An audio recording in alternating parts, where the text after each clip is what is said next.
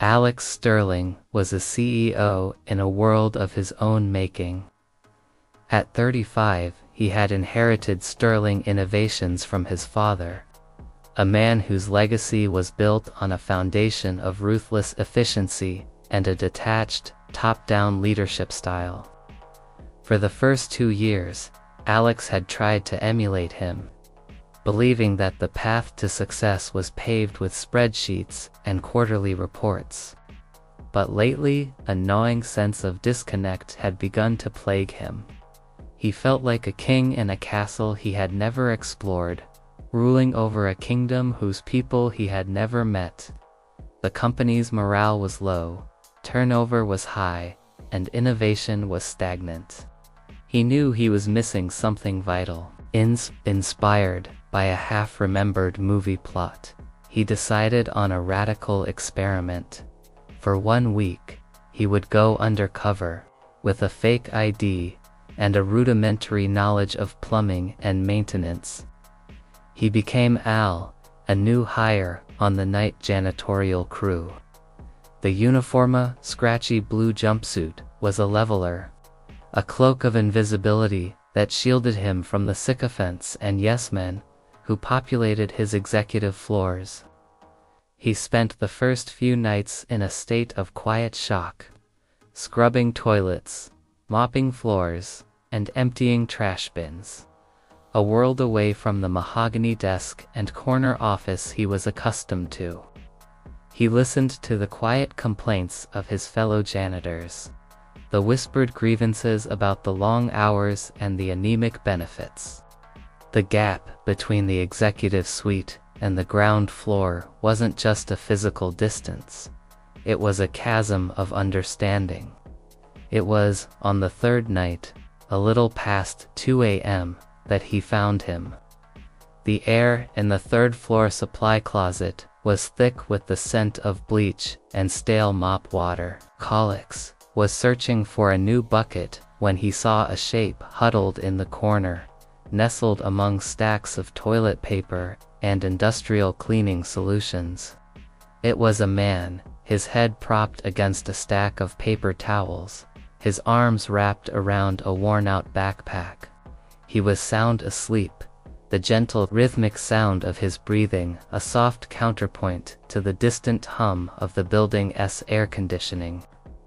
Alex's first instinct, the one his father's teachings had drilled into him, was a sharp stab of anger, laziness, insubordination. This was exactly the kind of dead weight that needed to be cut. He felt a surge of righteous indignation. He was working his hands to the bone, and this guy was sleeping on the job. Alex reached out to shake him awake, his mind already composing the report he would write to the head of facilities. But something stopped him. He paused, his hand hovering in the dim light of the closet. The man's face, partially obscured by the shadows, was young, no older than 30. It was a face etched with a profound weariness that went beyond simple fatigue. This wasn't the sleep of a slacker. It was the deep, exhausted slumber of a man pushed past his breaking point. The backpack he clutched so tightly wasn't a school bag. It was old, its zippers frayed, a testament to years of heavy use. Alex took a step back, the anger giving way to a flicker of curiosity. He decided to wait. He went about his task, finding a new bucket and a fresh mop, and worked a few feet away from the supply closet, keeping a watchful eye on the sleeping man. After an hour, the man stirred, his eyes blinking open in the harsh light of the closet. He stretched, a series of pained cracks and groans, and then glanced around, his eyes landing on Alex. The man's eyes widened with a flash of panic. "I'm sorry, man," he said, his voice a low, gravelly whisper. "I swear, I wasn't trying to slack off. I must have dozed off." Alex shook his head. "Don't worry about it. It's a long night. I get it. The man looked at him, a flicker of suspicion in his eyes, but it was quickly replaced by a profound relief. "Thanks," he said simply, getting to his feet. "Name's Leo." Alex replied, offering his hand. Leo's handshake was firm, but his hands were calloused and rough. Alex noticed a series of faint, raised scars on his knuckles, the kind that come from hard labor, not a desk job. Over the next few nights, Alex made a point of crossing paths with Leo. He learned that Leo was a man of few words, but a tireless worker. He cleaned with a methodical, almost artistic precision, and he was the only one who seemed to know the exact location of every fuse box and water valve in the entire building. He was a ghost in the machine, an essential but invisible part of the company's infrastructure. One night, Alex caught Leo in the supply closet again, this time not sleeping, but hunched over a small, portable workbench he had assembled from 2 upturned buckets and a discarded piece of plywood. In the dim light, he was meticulously disassembling a small, intricate device. It looked like a complicated, high-end sprinkler system. But something about the way he was working on it, his hands moving with an practiced grace, told Alex it was far more complex. He saw a series of complex diagrams on a piece of paper, covered in a tangle of mathematical equations and circuit layouts. Alex's curiosity was now a raging fire. "What are you doing?" he asked, his voice low. Leo looked up, his eyes a mix of startled surprise and quiet resignation. He didn't try to hide what he was doing. "It's a project," he said simply, gesturing to the disassembled device. "A personal thing." Alex leaned closer, his eyes scanning the diagrams. "That's a complex circuit. What is it for?" Leo hesitated for a long moment, then sighed, as if deciding there was no point in keeping the secret. It's a smart flow system. It monitors water usage in real time, finds leaks, and optimizes flow pressure. It could save a company like this millions in utility costs." Alex was stunned. His mind, the one trained on the financial metrics of the company, immediately latched onto the implications. He had just spent an entire quarter trying to find a way to reduce their overhead. And here was a janitor, in a supply closet, with a solution that was not only brilliant, but elegant. "You designed this?" Alex asked, his voice full of disbelief. Leo nodded, a hint of pride in his weary eyes. "I've been working on it for a few years. It's a passion project. But it's hard to find the time. I work the night shift here, and I have a second job during the day. And my daughter, she needs a lot of care. So I use the quiet time to work on it." The pieces clicked into place for Alex. The profound weariness, the sleeping in the closet, the relentless work ethic. Leo wasn't a slacker. He was a brilliant, hard-working man, a single father trying to make ends meet, a secret genius hidden in plain sight. The discovery changed everything for Alex. It was no longer an undercover experiment. It was a mission. He realized that for all his focus on the company's financial health, he had completely ignored the human element. The very people who kept the company running, the ones who knew its inner workings better than anyone, were being treated as cogs in a machine. They were invisible. And in their invisibility, brilliant ideas, crucial insights, and human potential were being lost. Alex began to work with Leo in the supply closet, his own knowledge of business and engineering a perfect complement to Leo's raw inventive genius. They worked in whispered collaboration, Alex providing the conceptual framework and business plan, Leo refining the technical schematics. The supply closet, once a place of silent solitude, became a secret innovation lab, a place where a CEO, canned, and a janitor met on equal footing, united by a common purpose. But the secret could not last forever.